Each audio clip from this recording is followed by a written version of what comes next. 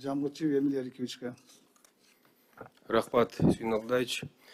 Саламатсыздар, урматтуу депутаттар, урматтуу чакырылгандар. Бул мыйзам долбоорун мен толугу менен колдойм. Себеби дегенде соттун чечими мыйзамдуу өлкөдө бул акыркы болуш керек. Кимдир бирөөнүн күнөөсү бар жоктугун бир гана мыйзам алкагында сот далилдейт жана таккес айталат. Жана жараткан астында жараткан бир гана күнөөлүү деп айтылат. Ошол себептен Сүйін Абдуллаевич бүгүн ушул өзүм жеке жон тери менен өтүп жаткан жагдай боюнча, кырдаал боюнча акырын кишиге кыскача маалыматымды берип койсом, бүгүнкү күндө ошол эле депутат катары эмес, жөнөкөй эле жаран катары ушул өзүмдүн жакын коллегаларыман, кесиптештеримден суранат элем. Алдын ала сын пикирден алысыраак болсок деген бир өтө бир суранычым бар эле.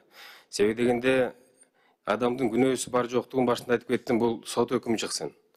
Мен айланамда жагдай болуп аткан боюнча тергөө иштери жүрүп атат. Тергөө иши аяктагандан кийин сотко барат.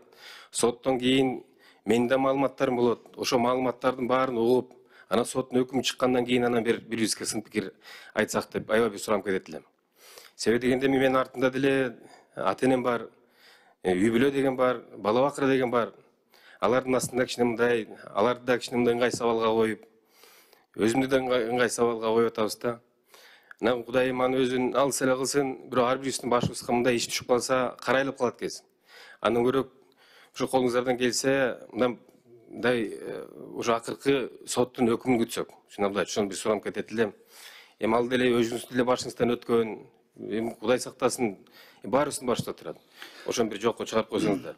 Анан мындай маселе болот. Биз бүгүн мыйзам долбоорун аз карап жатабыз. Ошого карабай сизге сөз бердик. Эми сизге депутаттарга суроо берип атпайсызбы? Эми мыйзам долбоорун сөз болуш керек болчу да. Мына суроону берип коеюн. Эми турсаңыз, сиз бизге суроо бердиңиз. Сиз бизге сунуш берип атасыз. Биз сизден суранган ошол күнү өткөндө сиздин маселеңизге караганда сиз келип, чыгып, трибунага чыгып, сиз ошондо өзүңүз боюнча кандай кадаттай иш козголуп аткан боюнча сиз маалымат бергениңизде ошондо көп маселе ошол жерде чечилет болчу. Ошон үчүн мен ойлойм, сиз бүгүн мыйзам долбоору бул боюнча өзүңүздүн ой пикириңизди чоң сессияда айтсаңыз болот. Мыйзам долбоору боюнча сиз айткан маалыматтар боюнча берилген